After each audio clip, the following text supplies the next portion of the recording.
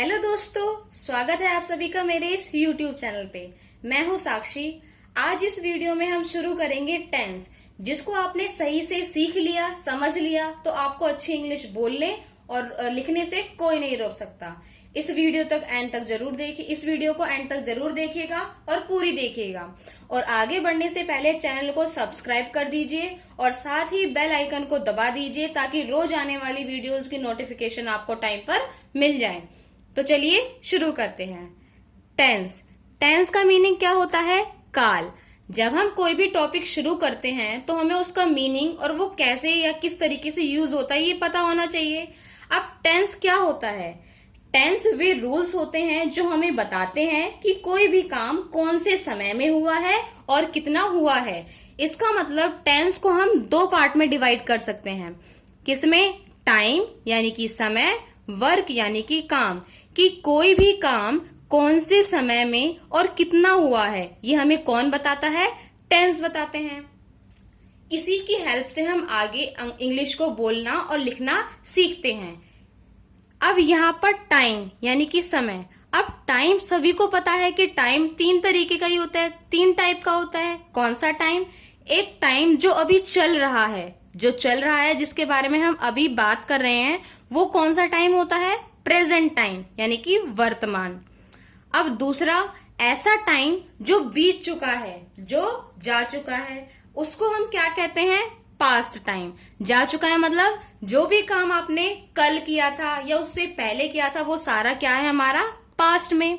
अब इसी तरीके से हम क्या कहते हैं कि कोई आएगा या आने वाला है या आगे ये होगा, तो ये हम क्या कहते हैं कि फ्यूचर के बारे में बताते हैं कि आगे ऐसा हो सकता है। तो ये हमारा क्या होता है? फ्यूचर यानी कि भविष्य। अब टाइम हमने सीखा कि टाइम तीन तरीके का होता है, प्रेजेंट, पास्ट और फ्यूचर। इसी तरीके से वर्क भी होते हैं। अब वर्क जो है वो कैसे होता है वो हम समझते हैं एग्जाम्पल की हेल्प से। एग्जाम्पल, वह खेल रहा है। अब इस एग्जाम्पल को पढ़ के आपको क्या समझ आ रहा है कि एग्जाम्पल हमने पढ़ा वह खेल रहा है, इसमें जो ये काम हो रहा है खेलने का वो अभी भी हो रहा है, मतलब वो कॉन्टिन्यू है, तो कॉन्टिन्यूअस। तो ये क्या बन जाएगा हमारा? कॉन्टिन्यूअस वर्क, यानी कि काम अभी भी जारी है। इसी तरीके से वह पढ़ चुका है।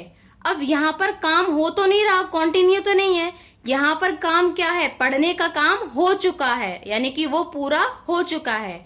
और जिसमें काम पूरा हो जाता है यानी कि वो एकदम परफेक्ट हो जाता है, पूरा हो जाता है, तो इसको हम कहते हैं परफेक्ट यानी कि पूरा काम। तो अभी हमने क्या सीखा? कॉन्टिन्यूअस काम यानी कि जो अभी चल रहा है, जारी है। परफेक्ट काम यानी कि जो पूरा हो चुका है। ठीक है। अब इन्हीं दोनों को मिलाकर हम दो और बनाते हैं। कैसे? वह खेलता है। अब वह खेलता है में ना तो काम जारी है और ना ही पूरा हुआ है, तो इसका मतलब इसको हम कहते हैं इनडेफिनेट टेंस। ऐसे टेंस जिसके अंदर ना तो काम कंटिन्यू हो रखा है और ना ही पूरा हुआ है, वो हमारे होते हैं इनडेफिनेट यानी कि अनिश्चित। इसी तरीके से वह सुबह से रो रहा है। अब यहाँ पर काम तो कंटिन्यू है तो कॉन्टिन्यूअस आ गया। अब वो सुबह से रो रहा है मतलब कुछ तो पूरा हुआ होगा, तो इसका मतलब ये होता है हमारा परफेक्ट कॉन्टिन्यूअस। तो यहाँ पर हम लिखेंगे परफेक्ट कॉन्टिन्यूअस। अभी हमने सीखा कि टेंस को दो कैटेगरी में डिवाइड किया, टाइम और वर्क। टाइम के ये टाइप होते हैं, वर्क के ये टाइप होते हैं। इन्हीं दोनों को मिलाकर हमारे बनते हैं टेंस के टाइप। वो कैसे बनते हैं? प्रेजेंट। अब प्रेजेंट के भी कितने टाइप हो जाएंगे? चार। कौन कौन से? Present indefinite tense, present continuous tense, present perfect tense और प्रेजेंट परफेक्ट कॉन्टिन्यूअस टेंस। तो चार हो गई प्रेजेंट के। इसी तरीके से पास्ट के भी, past indefinite tense, past continuous tense, past perfect tense. चार हो गए हमारे पास्ट के, तो टोटल हो गए 8। आगे देखिए, इसी तरीके से फ्यूचर के भी, future indefinite tense, future continuous tense, future perfect continuous tense. तो चार हो गए फ्यूचर के। अब तीनों के चार चार मिलाकर टोटल टेंस हुए हमारे कितने? 12। कितने टेंस हुए? 12। चलिए अब हमने यहाँ पर सीखा कि टेंस क्या होता है और कितने टाइप के होते हैं। जब हम टेंस में बात करते हैं तो वो हम सेंटेंसेस में लिखते हैं। किस में लिखते हैं? सेंटेंसेस में। अब सेंटेंसेस भी अलग अलग टाइप के होते हैं, तो वो हमें पता होना चाहिए कि सेंटेंस के टाइप कौन कौन से होते हैं, यानी कि टाइप्स ऑफ सेंटेंसेस, वाक्यों के प्रकार। अब वाक्य जो है वो 3 तरीके से बोले जाते हैं: affirmative sentence, negative sentence, interrogative sentence. अब इसके अंदर पहले हम सीखते हैं नेगेटिव सेंटेंस। नेगेटिव सेंटेंस यानी कि नकारात्मक वाक्य। इसको पढ़ के समझ आता है कि ऐसे सेंटेंस जिसमें हम नेगेटिव यानी कि नोट का यूज करते हैं वो नेगेटिव सेंटेंस होते हैं। किसका यूज करेंगे? नोट का। इसी तरीके से इंटेरोगेटिव सेंटेंस, प्रश्नवाचक वाक्य, इसको पढ़ के पता चल रहा है ऐसे सेंटेंस जिसमें हम क्वेश्चन पूछते हैं, आस्क क्वेश्चंस, वो होते हैं इंटेरोगेटिव सेंटेंस। ठीक है, ये 2 हमने पढ़े। अब आता है एफर्मेटिव सेंटेंस। ऐसे सेंटेंस जिसमें ना तो हम नोट का यूज करते हैं और ना ही क्वेश्चन पूछते हैं, जो सिंपल तरीके से कहे जाते हैं, वो एफर्मेटिव सेंटेंस यानी कि सकारात्मक वाक्य कहलाते हैं। हमने टेंस पढ़ा और टाइप ऑफ सेंटेंस पढ़ लिया।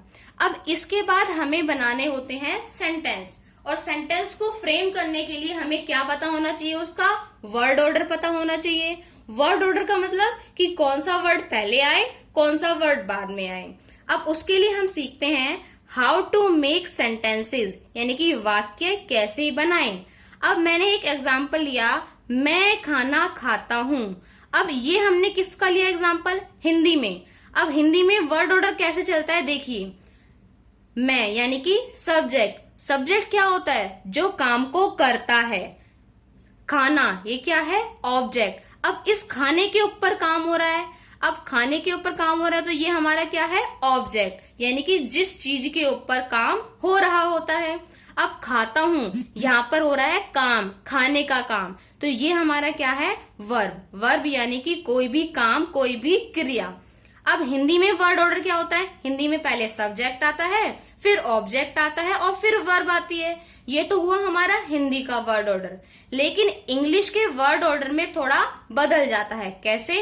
पहले सब्जेक्ट आएगा, सब्जेक्ट के बाद क्या आती है? वर्ब, ठीक है, और फिर आता है ऑब्जेक्ट। सब्जेक्ट, वर्ब और ऑब्जेक्ट, यानी कि हिंदी में पहले ऑब्जेक्ट आया था, फिर वर्ब आई थी। लेकिन इंग्लिश में क्या होगा?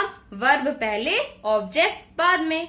इसी चीजों को हम कहते हैं वर्ड ऑर्डर, यानी कि सेंटेंस को बनाने का रूल। अब रूल में अब हमने इसकी इंग्लिश बनाई, आई ईट फूड। आई हमारा सब्जेक्ट आ गया पहले। अब सब्जेक्ट के बाद यहाँ तो वर्ब तो ये है, तो पहले हमें क्या लिखनी है? वर्ब। वर्ब लिख दी ईट, और यहाँ पे ऑब्जेक्ट क्या बचा हुआ है? खाना, तो ऑब्जेक्ट हमने लिख दिया फूड, यानी कि आई ईट फूड, मैं खाना खाता हूँ। आशा करती हूँ आपको ये वीडियो समझ आई होगी। प्लीज मेरी वीडियो को लाइक करें। Thank you.